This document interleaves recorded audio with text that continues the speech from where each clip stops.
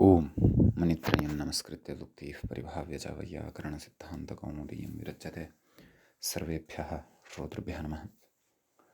अस्माभिः गतपाठे यद्यत् पठितं तद् एकवारं स्मरामः। वयं वैयाकरणसिद्धान्तकौमुदी इत्याख्यस्य ग्रन्थस्य तत्र अजन्तपुल्लिङ्गप्रकरणे भवामः। प्रकरणस्य अस्य अस्माकं क्रमे तत्र 270तमः पाठः गतपाठः प्रवृत्तः।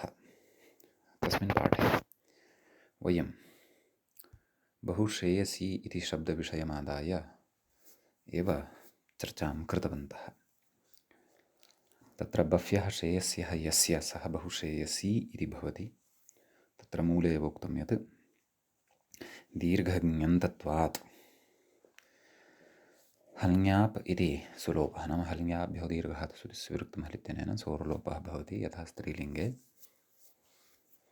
भवति गौरीलेखने इत्यादिषु भवति। बहुश्रेयसी इत्येव रूपं भवति। तत्र वातप्रमीः इतिवत् सोः सुप्रत्ययस्य श्रवणं तु न भवति इति पठितं। पुनश्च तत्र हल्ङ्याभ्यः इत्यत्र विहितविशेषणत्वं नास्ति इति कृत्वा प्रकृते श्रेयसी शब्दात् परतः विहितस्य सोः अभावे सत्यपि बहुश्रेयसी शब्दात् विहितस्य सोः भावे सति अपि तत्र लोपः सम्भवति। तत्र हल्ङ्याभ्यः इत्यत्र विहितविशेषणं नास्ति इत्यत्र तत्र अनेकं प्रमाणं यत् प्रदत्तं तद् अस्माभिः तत्र पठितं। ततः तत्र द्विवचने बहुश्रेयस्यौ बहुवचने बहुश्रेयस्यः इति रूपद्वयं साधितं। सम्बोधने कश्चन विशेषः अस्माभिः तत्र आरब्धः। सम्बोधने हे बहुश्रेयसी इति ह्रस्व इकारयुक्तः प्रयोगः अपेक्षितः, परन्तु तदर्थं तत्र सूत्रं किञ्चन अपेक्षितमासीत्। तच्च सूत्रम् अस्माभिः आरब्धं यौ स्त्रियाख्यौ नदी इति।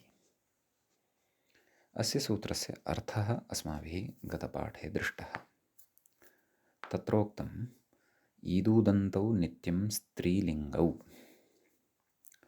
नदीसंज्ञौ स्तः, तयोः नदीसंज्ञा भवति इति तस्य सूत्रस्य अर्थः अस्माभिः दृष्टः।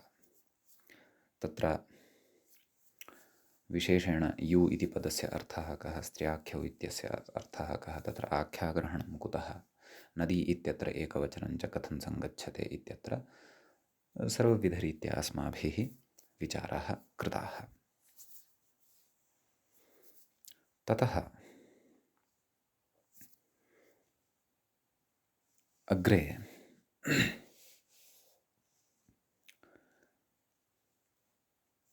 प्रत्युदाहरणानि कानिचन, नाम अस्य सूत्रस्य दलप्रयोजनं तत्र अस्माभिः दृष्टं। तत्र गतपाठस्य अन्ते व्याख्यायाः पङ्क्तौ प्रत्युदाहरणानि इत्थम् अस्माभिः दृष्टानि। यु किं मात्रे, यु इति नोच्येत तर्हि मात्रे इत्यत्रापि नदीसंज्ञा स्यात्, नदीसंज्ञाश्रितः आडागमश्च स्यात्। ततः आणनद्याः इति न भवति इत्युक्तं। नाम तत्र आडागमः न भवति, अन्यथा मात्रै इति अनिष्टं रूपं भवति स्म। तदनन्तरं स्त्रीलिङ्गौ इति किं, वातप्रम्ये, नाम स्त्रीलिङ्गे नित्यतया स्त्रीलिङ्गे विद्यमानस्य एव दीर्घ ईकारान्तस्य अथवा दीर्घ ऊकारान्तस्य तत्र नदीसंज्ञा भवति इति। अन्यथा वातप्रम्ये इत्यत्रापि ङेः आडागमः स्यात्, वातप्रम्यै इति अनिष्टं रूपं स्यात् इति एतावान् विचारः अस्माभिः गते पाठे तत्र विहितः। अयम् अस्य प्रकरणस्य 270तमः पाठः प्रवृत्तः। अधुना तावत् 370तमः पाठः अथवा 370तः पाठः प्रकरणस्यास्य आरब्धः भवति। वयं बहुश्रेयसी सु तत्रापि हे बहुश्रेयसी सु इत्यवस्थायां क्षन्तव्यः इत्यवस्थायां स्मः। तत्रैव सूत्रार्थः उक्तः वर्तते, तस्य दलप्रयोजनानि अर्थात् प्रत्युदाहरणानि कानिचन उच्यमानानि सन्ति। अग्रे पृच्छति नित्य इति किम्? तत्र मूले नित्यस्त्रीलिङ्गौ, नित्यार्थश्च आख्याग्रहणेन यः लब्धः, तत्र नित्यस्त्रीलिङ्गौ इति कुतः उच्यते? तत्र नित्यग्रहणं कुतः क्रियते इति चेत् उच्यते ग्रामण्ये इति। ग्रामणी शब्दः यद्यपि स्त्रीलिङ्गे अपि भवति, परन्तु पुल्लिङ्गे अपि अस्ति। सः नित्यतया स्त्रीलिङ्गतां न भजते। यदि नित्यग्रहणं तत्र न क्रियेत, ईदूदन्तौ स्त्रीलिङ्गौ, तर्हि यः कदाचित् पुल्लिङ्गे अपि वर्तते शब्दः, परन्तु अधुना स्त्रीलिङ्गे अपि अस्ति यदि, तर्हि अपि तस्य नदीसंज्ञा स्यात्। नदीसंज्ञकात् परतः चतुर्थीविभक्तेः एकवचने ङे इत्यस्य आडागमः स्यात्। एवं खलु? तत्र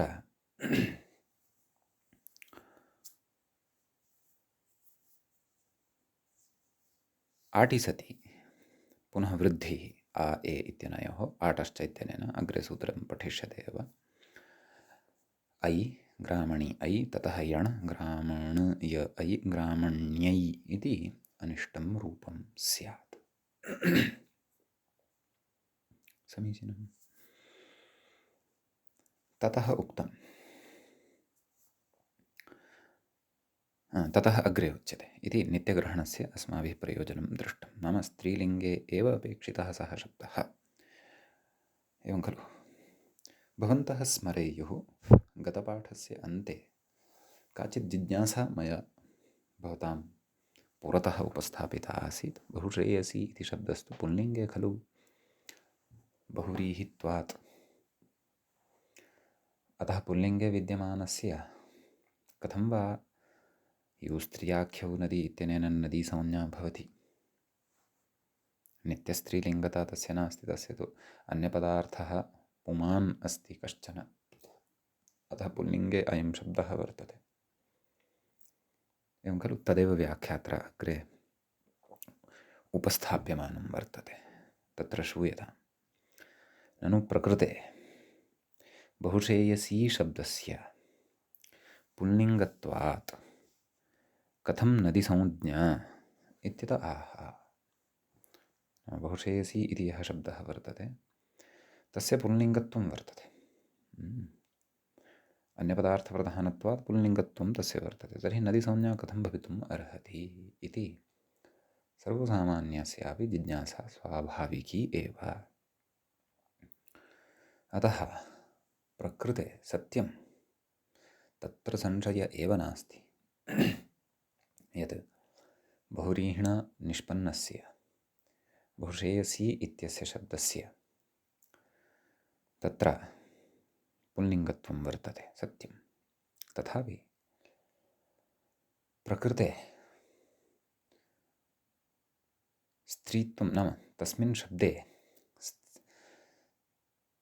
स्त्रीत्वम् आश्रित्य नदीसंज्ञायाः कश्चन उपायः अस्ति। सः उपायः अग्रे उच्यमानः वर्तते। व्याख्यात्रा तत्र इङ्गितं क्रियते।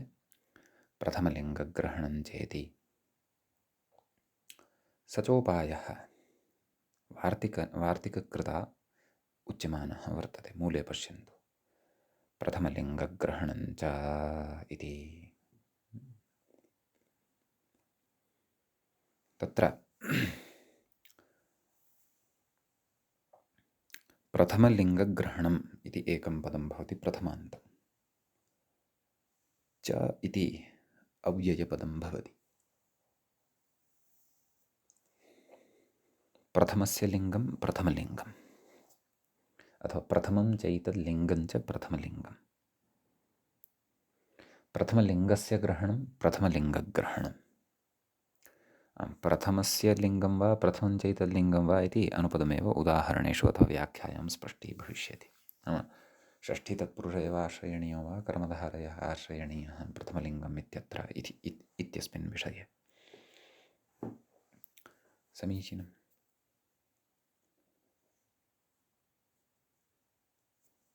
कथयति वार्तिकमे तद् व्याख्याता कथयति। अग्रे उच्यते प्रथमस्य समासादिवृत्तिप्रवृत्तेः पूर्वं प्रवृत्तस्य नाम प्रथमस्य इत्यस्य व्याख्यानं कथयन्नस्ति। प्रथमस्य तदनन्तरं भवन्तः स्वावगमनाय अर्थात् इत्यपि योजयन्तु।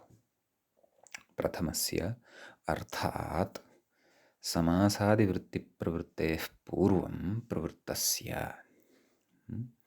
नाम समासादिवृत्तिः या वर्तते समासादिवृत्तिः नाम समासवृत्तिः भवति आदिना अन्याः अपि व्याकरणशास्त्रीयाः वृत्तयः ग्राह्याः। कृत्तद्धितः समासैकशेषसनाद्यन्तधातुरूपाः पञ्चवृत्तयः भवन्ति व्याकरणशास्त्रे। यासाञ्च पठनमेव समग्रे व्याकरणशास्त्रे क्रियते। एवं खलु। तर्हि नाम अस्माभिः बहुश्रेयसी इत्यत्र कः समासः विहितः? बहुव्रीहिसमासः विहितः। यः कोऽपि समासो स्यान्नाम समासः स्यान्नाम सा वृत्तिः एका वृत्तिः भवति। परार्थाभिधानं वृत्तिः इति अपि अग्रे वक्ष्यते। सद्यः भवन्तः समासः नाम वृत्तिः नाम समासः अत्र एवम् अवगच्छन्तु, तावत् पर्याप्तं सद्यः। कथयति समासादिवृत्तिप्रवृत्तेः पूर्वं प्रवृत्तस्य स्त्रीलिङ्गस्य एवं किल। ततः पूर्वं तु स्त्रीशब्दस्य श्रेयसी शब्दस्य स्त्रीलिङ्गमेव खलु आसीत् विग्रहवेलायां।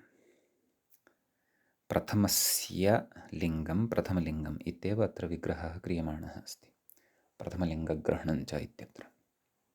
तर्हि तत्र प्रथमस्य नाम कस्य तद्व्याख्यात्र उक्तं। समासादिवृत्तिप्रवृत्तेः पूर्वं प्रवृत्तस्य। समासादिवृत्तेः पूर्वं का अवस्था भवति? लौकिकविग्रहः खलु भवति। अलौकिकविग्रहदशायां तु समासः उच्यते। लौकिकविग्रहः कः? बह्व्यः श्रेयस्यः यस्य। तस्मिन् लौकिकविग्रहे श्रेयस्यः इति पदं कस्मिन् लिङ्गे श्रूयते इति चेत् स्त्रीलिङ्गे श्रूयते। लौकिकविग्रहवेलायाम् अन्यपदार्थप्रधानत्वं नास्ति। तदेव कथयति। समासादिवृत्तिप्रवृत्तेः पूर्वं प्रवृत्तस्य स्त्रीलिङ्गस्य कस्य? स्त्रीलिङ्गस्य युस्त्रियाख्यौ इत्यत्र ग्रहणं कर्तव्यम् इत्यर्थः। यु स्त्रियाख्यौ नदी इत्यत्र तादृशस्यापि स्त्रीलिङ्गस्य ग्रहणं कर्तव्यम्। नाम समासशक्तिवशात् अन्यपदार्थप्रधानतया लिङ्गान्तरं गृहीतवान् भवति यः शब्दः, यथा प्रकृते बहुश्रेयसी इत्यत्र श्रेयसी शब्दः, सः शब्दः तत्र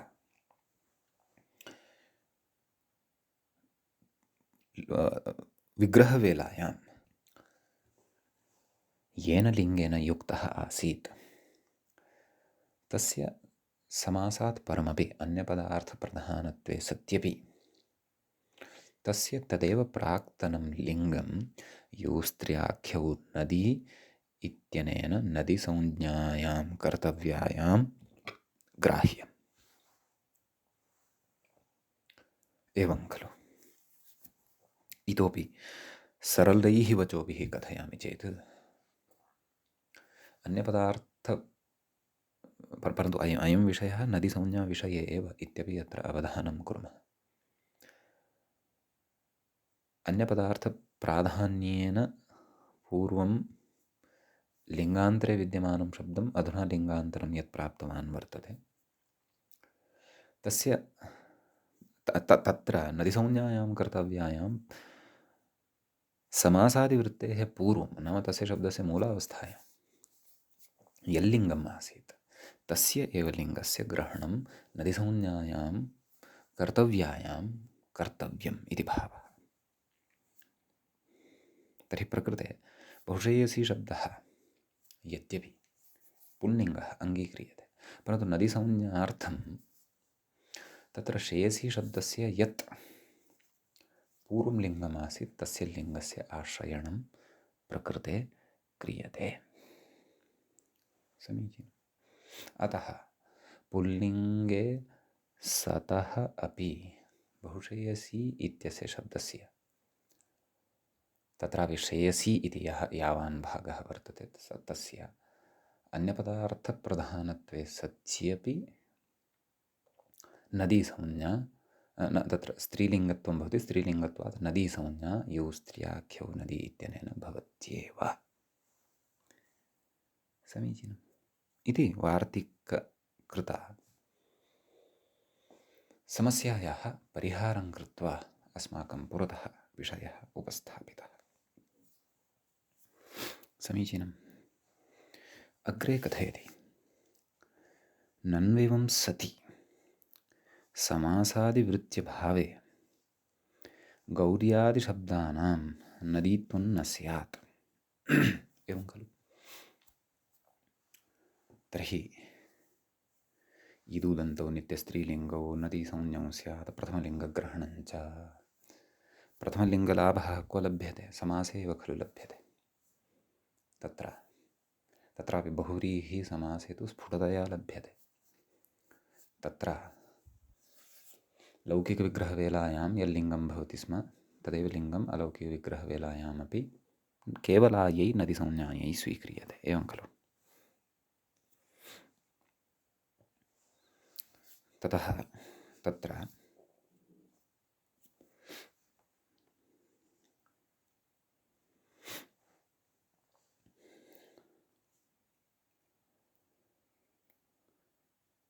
शङ्कितं गौरी नदी, नदी नाम नदीसंज्ञा न नदीशब्दः लेखनी वेणी अङ्कनी इत्यादि शब्दानां नदीसंज्ञा न स्यात्। कुतः? यतः ते तु समासे नान्तर्भवन्ति खलु। तेषां तु अन्यपदार्थप्रवेश एव नास्ति, अन्यपदार्थे प्रवेश एव नास्ति। प्रथमलिङ्गग्रहणं च इति वार्तिकेन ज्ञायते यत् समासे तत्र विग्रहवेलायां यल्लिङ्गं तदेव समासेऽपि भवति, परन्तु स्वातन्त्र्येण गौरी लेखनी अङ्कनी इत्यादीनां तु समासे अन्तर्भावः न भवति खलु। आम्, यदा तानि पदानि समासार्थं स्वीक्रियन्ते तदा अन्तर्भावः भवति। असमासविवक्षायां तु स्वातन्त्र्येण पृथक् पदत्वमेव खलु गौरी लेखनी इत्यादीनामपि। एवं खलु। कथयति नदीत्वं स्यादित्याशङ्क्य अपिशब्दम् अध्याहृत्य व्याचष्टे। अपिशब्दस्य अध्याहारं कृत्वा व्याचष्टे व्याख्यानं करोति। मूले पश्यन्तु। वार्तिकस्य अर्थं पूर्वम् इत्यादिना मूले पश्यन्तु। पूर्वं स्त्रियाख्यस्य उपसर्जनत्वे अपि पूर्वं यत् स्त्रियाख्यम् आसीत् क्व लौकिकविग्रहवेलायां तस्य उपसर्जनत्वे सत्यपि उपसर्जनत्वं कदा गृह्यते? समासात् परत्वं, समासात् अनन्तरम् उपसर्जनत्वं नाम गौणत्वम्। एवं खलु। उपसर्जनत्वे अपि इदानीं नदीत्वं वक्तव्यमित्यर्थः। अधुना नदीत्वं वक्तव्यं। समीचीनम् इति अर्थः वर्तते वार्तिकस्य। तर्हि अपि नाम तादृशानाम् अपि ये समासवेलायां स्त्रीलिङ्गे आसन् परन्तु अधुना पुल्लिङ्गत्वं प्राप्तवन्तः। अपि च ये समासविषयात् बहिर्भूताः वर्तन्ते, स्वतन्त्राः गौरी अङ्कनी लेखनी इत्यादयः शब्दाः, तेषामपि नदीत्वं वक्तव्यं। तद् अपि शब्दं पुरस्कृत्य उच्यमानं वर्तते। सम्यक् कथयति अग्रे। समासादिवृत्तिप्रवृत्तेः पूर्वं नाम वार्तिकस्य अर्थम् इतोपि सरलीकृत्य वदन्नस्ति व्याख्यातः अग्रे। किं कथयति?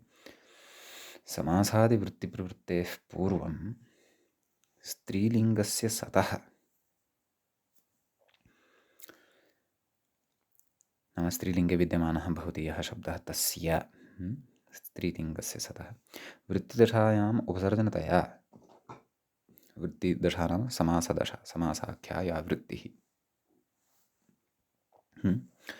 वृत्तिदशायाम् अर्थात् समासदशायाम् उपसर्जनतया नाम गौणतया स्त्रीलिङ्गत्वाभावे अपि नाम तस्य स्त्रीलिङ्गत्वं तत्र न भवति चेदपि, यथा बहुश्रेयसी अस्य स्त्रीलिङ्गत्वं नास्ति, नदीत्वं वक्तव्यम् इति वार्तिकार्थः इति भावः। तस्यापि नदीत्वं वक्तव्यमेव इति वार्तिकस्य अर्थः अस्ति। तेन किं जातं? तेन अधुना बहुश्रेयसी इति पुल्लिङ्गे विद्यमानस्य शब्दस्यापि तत्र विशेषेण श्रेयसी इति उत्तरपदत्वेन दृश्यते यत् तस्यापि इदानीं नदीसंज्ञा सिद्धा भवति। किं प्रयोजनं? नदीसंज्ञां संसाध्य प्रकृते किमस्ति साधनीयम्? एवं खलु?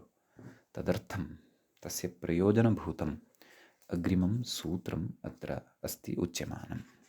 तच्च वर्तते एवम्: अम्बार्थनद्योर्ह्रस्वः इति। समीचीनं। तत्र सूत्रे द्वे पदे स्तः अम्बार्थनद्योः इति।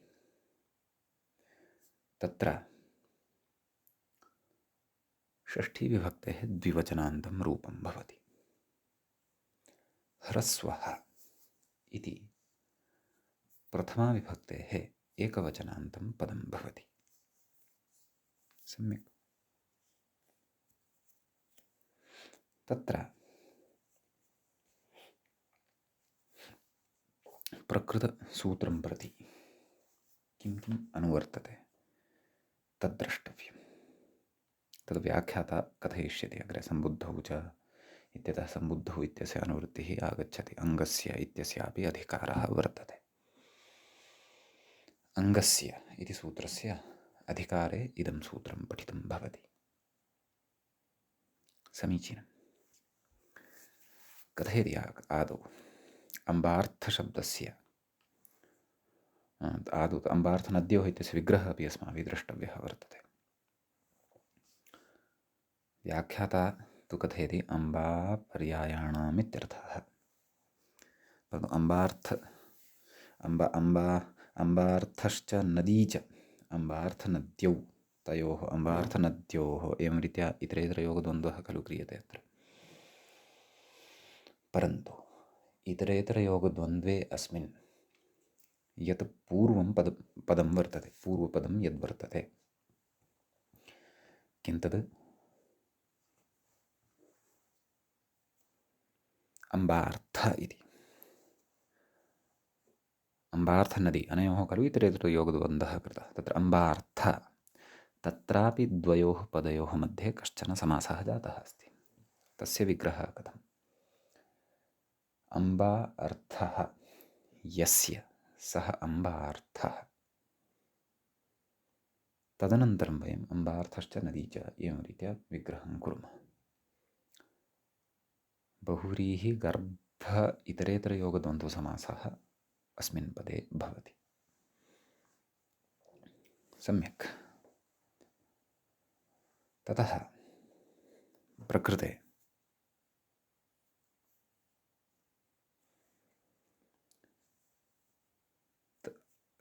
अग्रे सूत्रार्थः कर्तव्यः वर्तते।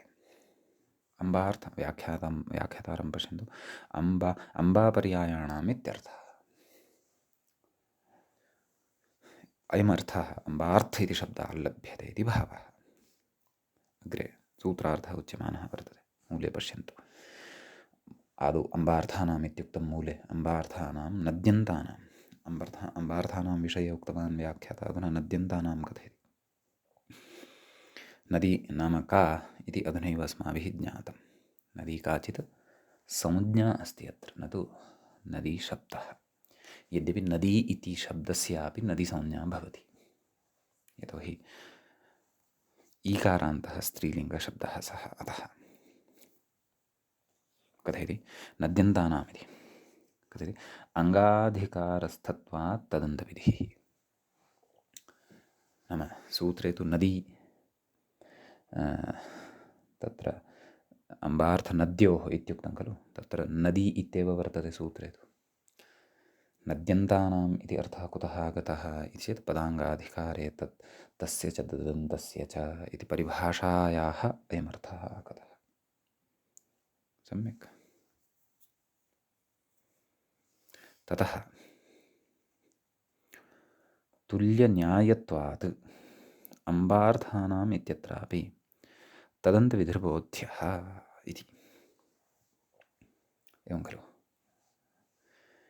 नाम तुल्यन्यायत्वात्, नाम अयम् अङ्गाधिकारे खलु अयं विषयः पठितः। अतः नदीशब्दविषये यथा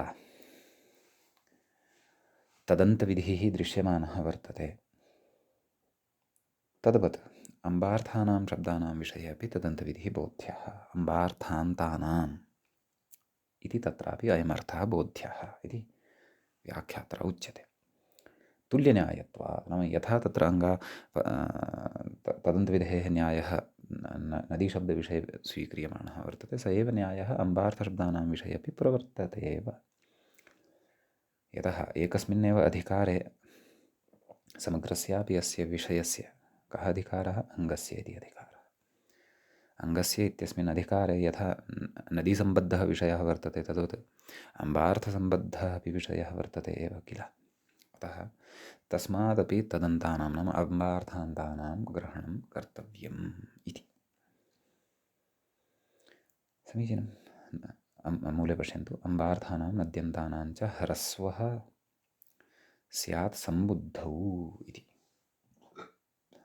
व्याख्याता कथयति। सम्बुद्धौ इति कथयति। सम्बुद्धौ च इत्यतस्तदनुवृत्तेरिति भावः। नाम सम्बुद्धौ च इत्यस्मात् सम्बुद्धौ इति अनुवर्तते इत्यर्थः। समीचीनं। कथयति अम्बागौर्यादिशब्देषु ह्रस्वत्वं तु। तर्हि एतावता अस्माभिः किं ज्ञातं? नाम अम्बार्थान्ताः सन्ति ये शब्दाः। नाम अम्बार्थे यः शब्दः सः अन्ते येषाम्। अपि च नदीसंज्ञकः यः शब्दः सः शब्दः अन्ते येषां। यथा बहुश्रेयसी, बहुश्रेयसी इत्यत्र नदीसंज्ञकः कः? श्रेयसी इति। अतः नद्यन्तः शब्दः कः? बहुश्रेयसी। एवं खलु। तर्हि अम्बा गौरी एतादृशानां शब्दानां कथं तत्र प्रकृते ग्रहणं स्यात्? यथा तत्रापि सम्बोधने अम्ब, हे गौरी, हे अम्ब, हे गौरी, एवं रीत्या तत्रापि अर्थश्रवणं भवत्येव खलु, वा न वा? तर्हि ये अम्बा गौरी इत्यादयः शब्दाः कस्यचित् अन्ते न सन्ति एव, तेषां प्रकृते ह्रस्वकरणाय कथं ग्रहणं स्यात् तत् कथयति। अम्बा गौर्यादिशब्देषु ह्रस्वत्वं तु सम्बोधने ह्रस्वत्वम् अम्बा इत्यस्य अम्ब इति भवति, अन्ते आकारस्य अ इति भवति। गौरी इत्यस्य गौरी इति भवति। कथयति शब्देषु ह्रस्वत्वं तु व्यपदेशिवद्भावेन तदन्तत्वात् ज्ञेयम् इति। अत्र ह्रस्वत्वं व्यपदेशिवद्भावेन भवति, अपि च तदन्तत्वात्।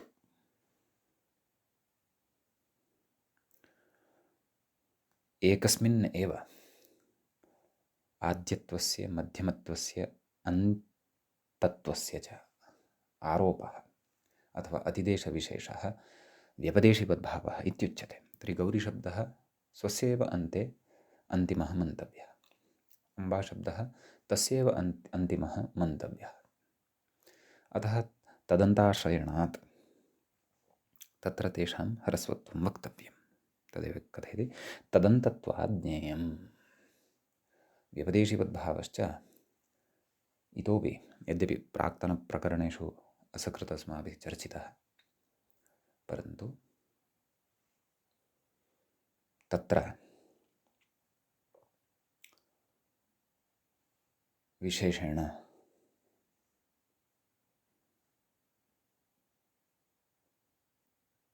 आद्यन्तपदेकस्मिन् इति सूत्रपठनवेलायाम् अस्माभिः अस्य विषये इतोपि चर्चा करिष्यते। सामान्येन तथा पर्याप्ता चर्चा अस्मिन् विषये जाता एव अस्ति। अस्तु, अग्रे कथयति हे बहुश्रेयसी इति। तर्हि हे बहुश्रेयसी सु इति खलु स्थितिः आसीत्। नदीसंज्ञा कस्य बहुश्रेयसी इति शब्दस्य प्रथमलिङ्गग्रहणं च इति वार्तिकं पुरस्कृत्य तस्य अम्बार्थनद्योर्ह्रस्वः सम्बुद्धिसंज्ञकः सुप्रत्ययः परतः अस्त्येव। यः अम्बार्थनद्योर्ह्रस्वः इत्यस्मै सूत्राय अपेक्षितः, अतः बहुश्रेयसी इत्यत्र अन्ते यः ईकारः तस्य ह्रस्वः अत्र जायते। एवं खलु हे बहुश्रेयसी सु इति स्थितिः अस्ति लब्धा अस्माकं सविधे एतावता। सुप्रत्ययस्य किं कर्तव्यं तदग्रे व्याख्याता कथयन् अस्ति, पश्यन्तु। ह्रस्वे सति एङ् ह्रस्वात् इति सम्बुद्धिलोपः, एङ् ह्रस्वात् सम्बुद्धौ इति सूत्रम् अस्माभिः पूर्वं पठितमेव। तेन सम्बुद्धेर्लोपः भवति। हे बहुश्रेयसी इति रूपं तत्र अस्माकं सविधे उपलब्धं भवति। अग्रे कथयति ह्रस्वे गुणस्तु न भवति, नाम ह्रस्वस्य गुणः इत्यनेन गुणस्तु न भवति। कुतः कथयति प्रक्रियालाघवाय अम्बार्थनद्योर्ह्रस्वः इत्यनुक्त्वा, अम्बार्थनद्योर्ह्रस्वः इति अनुक्त्वा अम्बार्थनद्योर्गुणः इति वाच्ये ह्रस्वविधिसामर्थ्यादिति स्पष्टं भाष्ये इति। प्रकृते ह्रस्वस्य गुणः इत्यनेन यथा हे हरे इत्यादिषु यथा गुणः अस्माभिः कृतः तद्वत् प्रकृते गुणः न भवति। कुतः तत्र भाष्यस्य प्रामाण्यं दीयते। नाम प्रक्रियालाघवाय अम्बार्थनद्योर्ह्रस्वः इत्येव खलु वक्तुं शक्नोति स्म सूत्रकारः। क्षन्तव्यः, अम्बार्थनद्योर्गुणः इत्येव खलु वक्तुं शक्नोति स्म वा न वा? परन्तु तथा अनुक्त्वा अम्बार्थनद्योर्ह्रस्वः इति उक्तवान् वा न वा? इति अनुक्त्वा अम्बार्थनद्योर्ह्रस्वः इति वाच्ये ह्रस्वविधिसामर्थ्यात्, नाम अम्बार्थनद्योर्ह्रस्वः ह्रस्वः इति उक्तवान् सः, ह्रस्वविधिसामर्थ्यात् इति भाष्ये, नाम ह्रस्वविधिसामर्थ्यादेव प्रकृते ह्रस्वे सति गुणस्तु न भवति इति। अन्यथा ह्रस्वविधेः प्रयोजनमेव किं स्यात्, व्यर्थः खलु सः विधिः।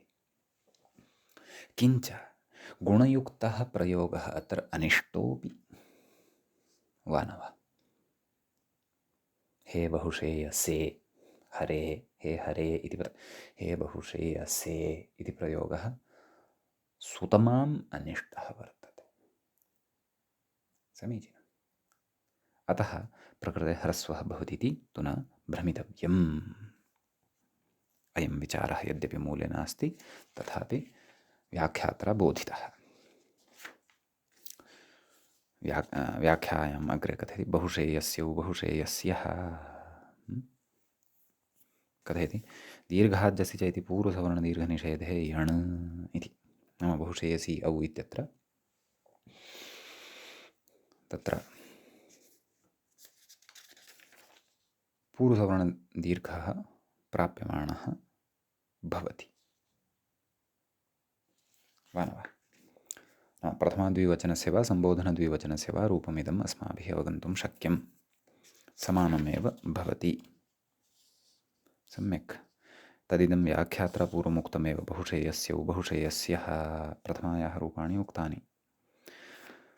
सम्बोधनप्रथमायाः इमानि रूपाणि पुनः कथयन्नस्ति इति भावः। कः व्याख्याता? बहुशेयस्यौ बहुशेयसी औ यण् भवति। नाम पूर्वसवर्णदीर्घो न भवति, यण् भवति, बहुशेयस्यौ इति सिद्ध्यति यणि सति। एवमेव बहुशेयस्यः बहुशेयसी जस् तत्रापि पूर्वसवर्णदीर्घो न भवति, दीर्घः जसि च इत्यनेन तस्य निषेधः भवति, ततः यणेव भवति। बहुश्रेयस्यस् सस्य ऋत्वे विसर्गे सति बहुश्रेयस्यः इति प्रयोगः सिद्धः भवति। समीचीनं। तर्हि प्रथमा सम्पन्ना बहुश्रेयसी इति पुल्लिङ्गे विद्यमानस्य शब्दस्य सम्बोधनप्रथमा अपि सम्पन्ना। अधुना तत्र द्वितीयाविभक्तेः एकवचनविषये चर्चां कुर्वन्नस्ति व्याख्याता। कथयति अमि पूर्वः बहुश्रेयसीम् इति। बहुश्रेयसी अम् इति स्थितिः भवति। ततः अमि पूर्वः इत्यनेन पूर्वरूपं भवति बहुश्रेयसी अम् बहुश्रेयसी। तद् इ अनयोः स्थाने इ इति पूर्वस्य रूपमेव भवति, बहुश्रेयसीम् इति रूपं भवति। द्विवचने तदेव पूर्वसवर्णदीर्घं प्रबाध्य यण् भवति, बहुश्रेयस्यौ इति रूपं भवति। सम्यक्। तदनन्तरं कथयति व्याख्याता बहुश्रेयसीन् इति। मूले पश्यन्तु। शसि बहुश्रेयसीम् इति।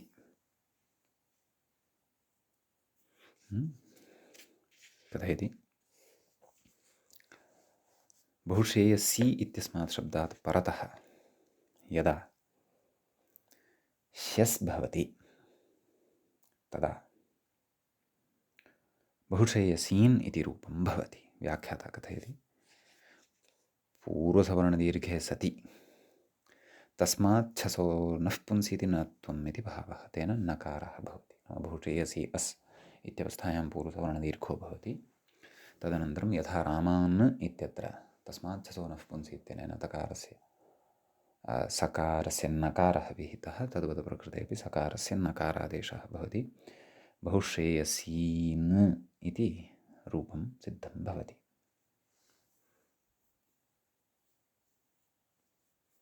सम्यक्। तदनन्तरं तृतीयाविभक्तेः नैव सत्यं द्वितीया सिद्धः खलु। तृतीयाविभक्तेः एकवचनस्य रूपं कथयन्नस्ति व्याख्याता। बहुश्रेयस्या इति। बहुश्रेयसी ता यण् भवति। बहुश्रेयस् य आ बहुश्रेयस्या इति रूपं सिद्धं भवति। ततः अघित्वान्नाभावो न नाम घिसंज्ञा तु नास्ति तत्र शेषोऽघ्यसखि तेन तु ह्रस्व इकारान्तस्य ह्रस्व उकारान्तस्य एव घिसंज्ञा क्रियते वा न वा? अतः प्रकृते तु बहुश्रेयसी इति दीर्घ ईकारान्ततां भजते इति कृत्वा तस्य घिसंज्ञा तु न भवति। अतः घिसंज्ञाम् आश्रित्य आङ्गोनास्त्रियामिति यः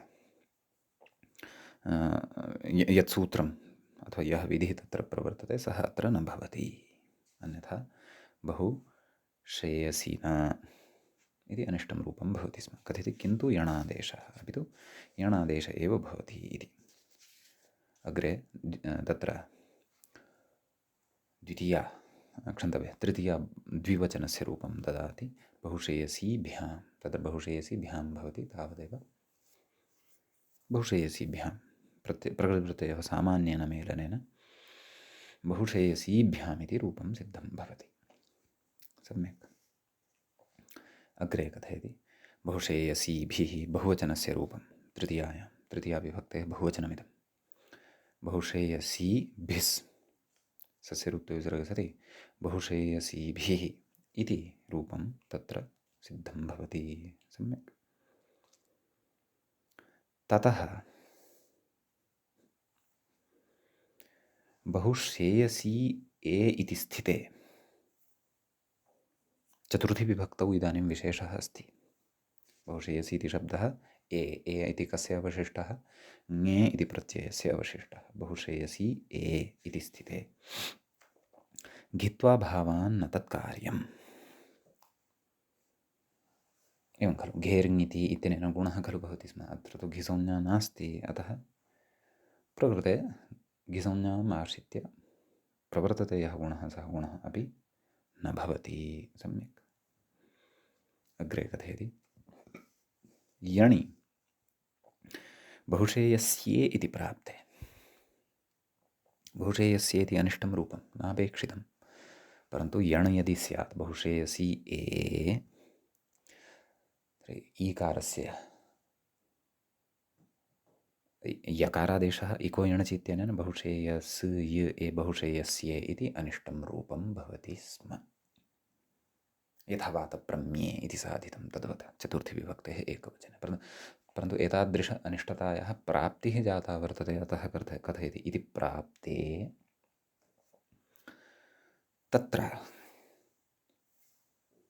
सूत्रम् आरभ्यते। आणनद्याः इति इदं सूत्रम् असकृत् अस्माभिः प्रत्युदाहरणेषु पूर्वं स्मृतं, परन्तु अधुना सप्रयोजनकम्, अथवा पूर्वमपि सप्रयोजनकमेव स्मृतं, परन्तु सक्रमम् अधुना इदं पठ्यमानं वर्तते। सूत्रे द्वे पदे स्तः।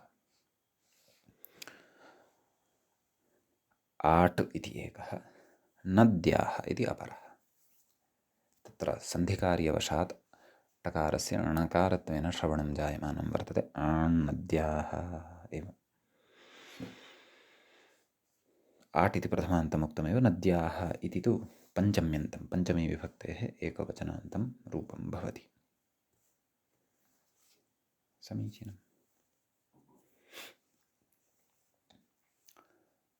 कथयति व्याख्याता अङ्गस्य इत्यधिकृतं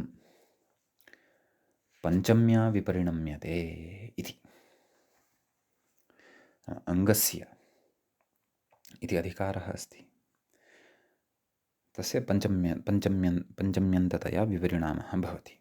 अत्र तथा पञ्चम्यन्ततया स्वीकारः भवति व्याख्यानात्। अपेक्षा एव तथा वर्तते। अपेक्षानुसारम् अनुवर्त्यमानानां पदानां विभक्तिपरिणामः भवत्येव। कथयति अग्रे नदी इति पञ्चम्यन्तेन विशेष्यते, नाम अङ्गात् नद्याः अथवा नद्यन्तात् अङ्गात् इति अर्थः लप्स्यते। कथयति तदन्तविधिः। अग्रे कथयति घेरङिति इत्यतः ङितीत्यनुवृत्तं, तस्मात् ङितीति अनुवर्तते। यतः वयं पश्यन्तः स्मः सप्तमाध्यायस्य तृतीयपादस्य 12-शततमं सूत्रं वर्तते। अस्मिन्नेव क्रमे इतः पूर्वम् अस्माभिः घेरङिति इति सूत्रं पठितं वर्तते। एवं खलु। कथयति घेरङिति इत्यतः ङितीत्यनुवृत्तं षष्ठ्या विपरिणम्यते। तस्य षष्ठ्यन्ततया विपरिणामो भवति।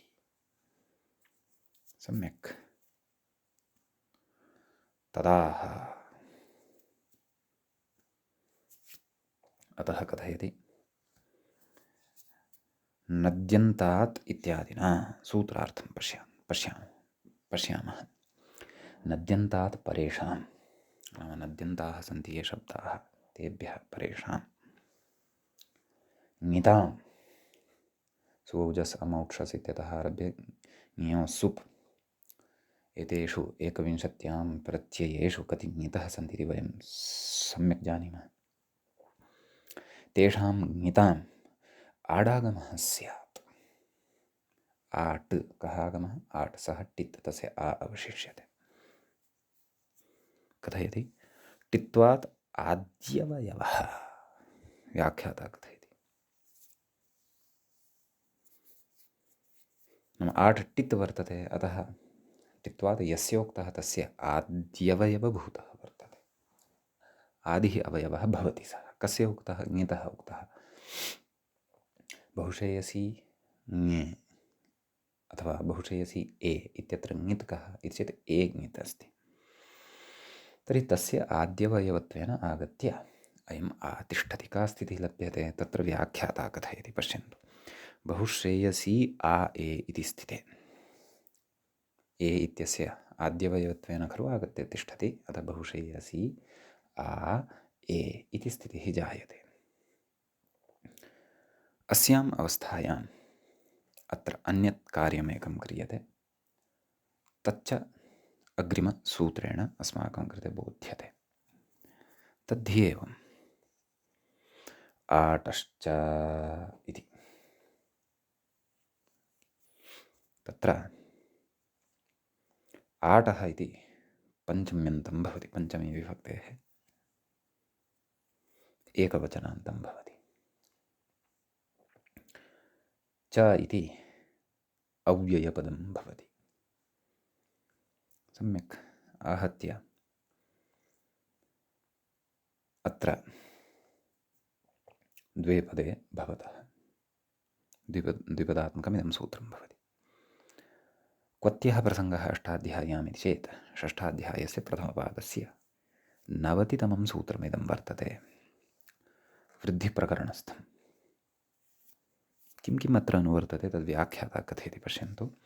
इको यणचित्यतः अचीति वृद्धिरेचित्यतः वृद्धिरिति च अनुवर्तते।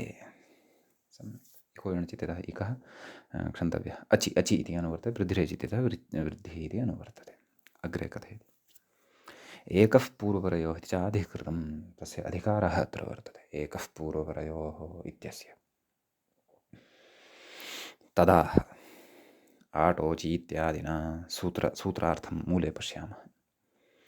आटः अचि, आटः तत्र पञ्चम्यन्तं, नाम आडागमभूतः यः आट्, यस्य आ अवशिष्टः भवति, तस्मात् आटः परतः यदि अच् भवति, अचिपरे पूर्वपरयोः स्थाने वृद्धिरेखादेशः स्यात्। पूर्वपरयोः इति यद्यपि मूलेन उक्तं, परन्तु तद् प्रकरणानुरोधेन अनुवृत्त्याद्यनुरोधेन च अस्माभिः स्वयमेव अवगन्तव्यम्। सम्यक्। अतः प्रकृते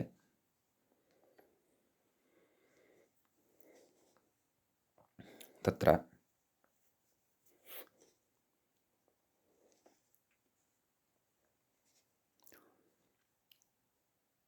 यणादेशः भवति, क्षन्तव्यः, आटश्चेति वृद्धौ यणादेशे आटश्चेत्यनेन वृद्धिः भवति पूर्वपरयोः स्थाने। किं किं कथयति? बहुश्रेयसी आ ए इति स्थिते आमां ततः अग्रे कथयन्नस्ति। बहुश्रेयसी आ ए इति स्थिते आटश्चेति वृद्धौ, नाम आ ए अनयोः मध्ये वृद्धिः भवति। कः वृद्धिवर्णः आगच्छति इति चेत् ऐ इत्येव आगच्छति। का स्थितिः जायते? बहुश्रेयसी ऐ। सम्यक्। यणादेशे च रूपमिति भावः।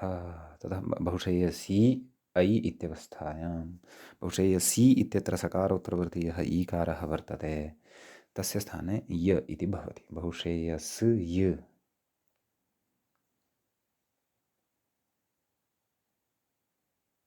ऐ, बहुश्रेयस्यै इति रूपं सिद्धं भवति। सम्यक्। तर्हि बहुशेयस्ये इति रूपम् अनिष्टम्, अपेक्षितं यद्रूपं वर्तते तत्तु बहुशेयस्यै इत्येव भवति इति भावः। समीचीनम्। अग्रे कथयति, यद्यपि वृद्धिरेचि इत्येव सिद्धम्, एवं खलु, आ ए नाम बहुशेयसि आ ए इत्यत्र वृद्धिरेचि इत्यनेनैव वृद्धिः भवितुमर्हति खलु, तेनैव सिद्धं कथयति। तथापि ऐक्षत् इत्याद्यर्थम् आटश्च इति सूत्रम् इहापि न्याय्यत्वादुपन्यस्तम्, एवं खलु। तत्र ऐक्षत इति किञ्चन क्रियापदम्। ईक्ष प्रेक्षणे इति धातोः लङ्लकारस्य प्रथमपुरुषस्य एकवचनस्य इदं क्रियापदं भवति। तत्र स्थितिः एवं भवति, ईक्ष त प्रत्ययः भवति, शब् इति विकरणप्रत्ययः आगच्छति, ईक्ष त ईक्षत। तत्र लुङ् यदा परतः भवति तदा लुङ् लुङ् लुङ् शब्ददात्तः इति अडागमं प्रबाध्य आडजादीनाम् इत्यनेन आडागमः भवति, यतोहि अयं धातुः अजादिः वर्तते। अजादीनां धातूनां लुङ् लुङ् लृङ्षु आडागमः भवति इति तस्य अर्थः, आडजादीनाम् इत्यस्य। तर्हि तत्र आ ईक्षत इति स्थितिः भवति। इदानीम् आ ईक्षत् इत्यत्र तु वृद्धिरेचि इत्यनेन वृद्धिः वक्तुं न शक्यते, निमित्तं परतः नास्ति, अतः गुणः तत्र सावकाशः भवति। गुणः यदि स्यात् तर्हि तु ऐक्षत् इति अनिष्टं रूपं स्यात्। अतः प्रकृते एजाभावपरतः सत्यपि, अर्थात् ईकारे परतः सत्यपि, आ ईक्षत् इत्यत्र आ इत्यस्मात् ईक्षत् इत्यस्य ईकारे परतः सत्यपि वृद्धिरेव भवतु, तदर्थमिदं सूत्रम् आटश्च इति आरभ्यते सूत्रकारेण, एवं किल। अतः एव तत्र ऐक्षत इति रूपं सिद्धं भवति, एवं किल। अन्यथा परन्तु एषा व्यवस्था केवलम् आटः परतः यदा अजवर्णः भवति तदैव। तर्हि प्रकृते यद्यपि सत्यं, नाम बहुशेयसी आ बहुशेयसी आ ऐ क्षन्तव्य आ ए इत्यवस्थायां, बहुशेयसी आ ए इत्यवस्थायाम् आ ए इत्यनयोः वृद्धिरेचि इत्यनेन एव वृद्धिः वक्तुं शक्या, परन्तु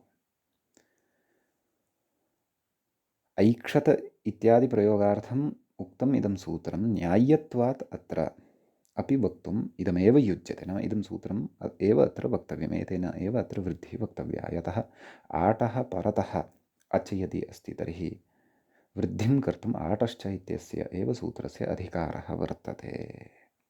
यद्यपि वृद्धिरेचि इत्यस्य सर्वाणि निमित्तानि अत्र सन्ति, अङ्गीक्रियते, क्लेशो नास्ति, परन्तु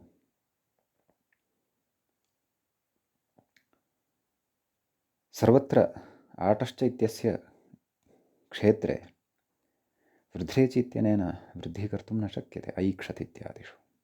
अतः तत्र वृद्ध्यर्थम् इदं सूत्रम् उक्तं न्याय्यत्वात्, नाम न्याय्यः क्रमः अयमेव, यत् आटः प्रसङ्गः अस्ति इति कृत्वा आटश्च इत्यनेन एव वृद्धिरुच्येत इति कृत्वा अत्रैव इदं सूत्रम् उपन्यस्तम् इति भावः। सम्यक्। इति तत्र चतुर्थीविभक्तेः एकवचनस्य रूपमपि अस्माभिः साधितं, बहुशेयस्यै। द्विवचने बहुशेयसीभ्यां पूर्ववत् रूपं भवति, बहुवचने भ्यस् प्रत्ययः भवति, बहुशेयसीभ्यस् सस्य ऋत्वे विसर्गे सति बहुशेयसीभ्यः इति रूपं तत्र सिद्धं भवति। सम्यक्।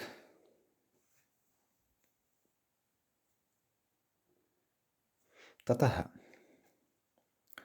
षष्ठ्याः विभक्तेः उपक्रमः अधुना अस्ति। व्याख्याता कथयति, बहुशेयस्या इति मूले पश्यन्तु, बहुशेयस्याः बहुशेयस्याः इति रूपद्वयं दत्तमस्ति। षष्ठी न क्षन्तव्यः, पञ्चमी पञ्चमी अपि च षष्ठी। पञ्चम्याः एकं रूपं दत्तमस्ति बहुशेयस्याः मूले, षष्ठ्याः चापि रूपं दत्तमस्ति बहुशेयस्याः इति। पञ्चमी द्विवचनस्य बहुवचनस्य तु रूपाणि न दत्तानि, रूपेण दत्ते, यतोहि तयोः विशेषः नास्ति। तत्र पञ्चमी द्विवचने बहुशेयसीभ्यां, पञ्चमी बहुवचने चतुर्थी वदेव पञ्चमी बहुवचने चतुर्थी वदेव बहुशेयसीभ्यः इत्येव रूपं भवति इति भावः। समीचीनम्। ततः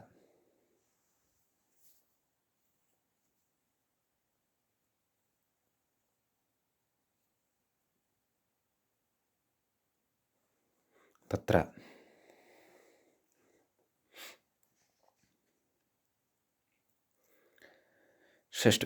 पञ्चमी विभक्तेः एकवचने, षष्ठी विभक्तेः च एकवचने परतः अस् इति समानमेव भवति। कथयति व्याख्याता, ङसिङसोः नाम ङसि प्रत्यये परतः, ङस् प्रत्यये च परतः बहुशेयसी आ अस् इति स्थिते, नाम उभयत्र ङस् ङस् इति भवति, ङसि इति अपि ङित् वर्तते, ङस् इत्यपि ङित् वर्तते, अस् अवशिष्यते। तस्य अणुमद्याः इत्यनेन आडागमः भवति, अतः बहुशेयसी आ अस् इति स्थितिः लभ्यते। कथयति इति स्थिते आटश्चेति वृद्धौ, आटश्च इत्यनेन वृद्धिः क्रियते, सम्यक्। बहुशेयसी ऐस् इति स्थितिः जायते। कथयति आकारे यणि, क्षन्तव्य वृद्धिः नाम वृद्धौ आकारे मया असङ्गता वृद्धिः कृता। ऐ इति वृद्धिः न भविष्यति अत्र, आ इत्यनयोः आ इत्येव वृद्धिः भविष्यति। अपि च अत्रापि यद्यपि अकसवर्णदीर्घः इत्यनेन सवर्णदीर्घः कर्तुं शक्यते, परन्तु न्याय्यत्वात् तत्र वृद्धिरेव वक्तव्या इति अग्रे कथयिष्यति, व्याख्याता कथयिष्यति। कथयति आटश्च इति वृद्धौ आकारे यणि, क्षन्तव्य आटश्च इति वृद्धौ आकारे, नाम वृद्धिवर्णः अत्र आकारः भवति इति अर्थः। का स्थितिः जायते, बहुशेयसी आस्। कथयति यणि नाम इदानीम् इको यणचि इत्यनेन बहुशेयसी इत्यत्र यः ईकारः वर्तते तस्य स्थाने य इति भवति। बहुशेयस् य आ रूपमिति भावः। तर्हि मेलनेन किं जायते, बहुशेयस् य आस् बहुशेयस्यास्, सस्य ऋत्वे विसर्गे सति बहुशेयस्याः इति रूपं सिद्धं भवति। समीचीनं। कथयति अत्रापि सवर्णदीर्घे दीर्घेण सिद्धं, नाम अकस्सवर्णदीर्घः, अकस्सवर्णे दीर्घः इत्यनेन सवर्णदीर्घे सत्येव बहुशेयस्यास् इति बहुशेयस्याः इति रूपं भवितुमर्हत्येव खलु। कथयति न्याय्यत्वात् आटश्चेति वृद्धिः, तथापि न्याय्यत्वात् नाम आटश्चेति सूत्रस्य विशेषविधिसामर्थ्यात् अन्यत्र सप्रयोजनकत्वात् अत्रापि न्याय्यत्वात् आटश्च इत्यनेन एव वृद्धिः उच्यते इति भावः। सम्यक्। तत्र षष्ठीविभक्तेः द्विवचने तु तत्र बहुशेयस्योः इति रूपं भवति। यतः ओस् इति प्रत्ययः परतः भवति, सः प्रत्ययः तु ङित् नास्ति, अतः आडागमप्रसङ्गः नास्ति। बहुशेयसी ओस् इत्यवस्थायां बहुशेयसी इत्यत्र ईकारस्य यण् भवति, बहुशेयस् य ओस् मेलनेन बहुशेयस्योस् इति स्थितौ सस्य ऋत्वे विसर्गे सति बहुशेयस्योः इति सिद्ध्यति। सम्यक्। बहुवचने अत्र अस्ति कश्चन विशेषः,